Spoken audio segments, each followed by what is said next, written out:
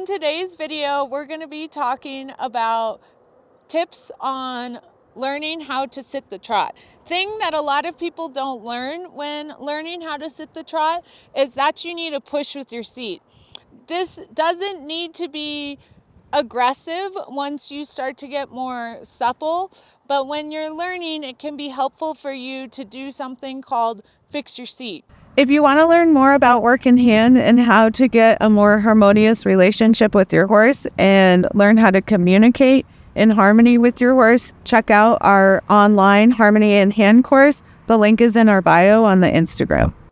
Fixing your seat is how you rebalance yourself on the horse. I tell my students that it's kind of like hitting the reset button when you feel off balance. So when you fix your seat, what you're going to do is you can have your feet in the stirrups or out of the stirrups. I'm going to show you them first out of the stirrups, and I'm going to hold the pommel and I'm going to swing my knees up towards my ears and throw my shoulders back. So what you could see is that my pelvis scooched closer to the pommel and my pelvis started to angle back. So if I unfix my seat, and you'll see that I start to get an arch through my back. And when I try to sit the trot like that, I'm going to bounce out of the saddle. The more I tighten with my thighs or with my glutes, the more that's going to make me bounce. So our natural instinct and the horse's natural instinct when things are uncomfortable is to tighten. And when we tighten, not only does it make our seat more bouncy, it also makes us so that we can't feel as well. So what we need to do when we lose our seat because we're arching through our back or we're coming forward or we're off to one of the sides is we need to fix our seat. So you can do it with your feet out of the stirrups, holding the pommel, which is kind of the beginner version. But then as you get more skilled, you can do it with your feet in the stirrups. You can do it with your feet in the stirrups, holding the pommel, or you can do it with your feet in the stirrups without holding the pommel. When we learn how to follow with our seat in the trot, what we're doing is pushing with our seat. So the trot is a 2-beated diagonal gait. And one of the ways that I like to think about the trot is it's like a wave. So you have 1, 2, 1, 2, 1, 2. And so you can either ride that wave up, which is posting, or you can ride that wave down, which is sitting. A lot of people aren't taught to learn how to ride that wave and follow with the pushing action of their seat. One of the ways you can describe that pushing action of your seat is a little mini version of fixing your seat. So if I don't push fast enough, what will happen is my shoulders will come forward, or I will lose my pelvis being angled back against the pommel and start to hollow through my back.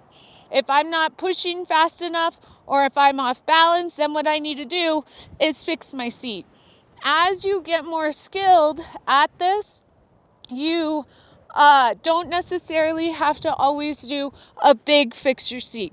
But when you're learning and when you're practicing and starting out, it's always good to do a big fix your seat. Once you start to get further along, you can do a little mini fix your seat, and you can actually start to have it become so subtle that other people wouldn't know that you're fixing your seat, but you know that you're fixing your seat.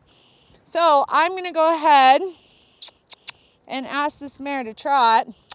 So I will go ahead and start out of my stirrups with a single hand. So it can be easier when you're learning to hold the pommel, because you don't want to use your legs tightening on the horse to stay on, because if I tighten with my legs, see how I start to bounce and become uncomfortable for her? And so what I need to do is fix my seat when I feel like I'm holding with my legs. So I can hold the pommel and fix my seat. I can fix my seat every stride to help me start to get that rhythm of fixing my seat. But then as I get better, I don't necessarily need to do a big fix my seat. So I'm going to increase the trot so that it's harder for me to fix, or harder for me to sit. So what I think is push, push, push, push, push with my seat. If I lose my seat, I fix my seat, fix my seat. I'm gonna let her walk for a second. I'm gonna put my feet in my stirrups so I can do a single hand holding the pommel again with my feet in the stirrups, or I can switch to two hands. I just want to be mindful that when I fix my seat, I don't pull on her mouth at all, and I'm not drawing back or bracing against her. Because the reason we want to have an independent seat is so that we don't have to use our reins or our legs to stay on the horse, because when we use our reins and our legs to stay on the horse, we never have clear aids. So I'm going to go ahead and ask her to trot again.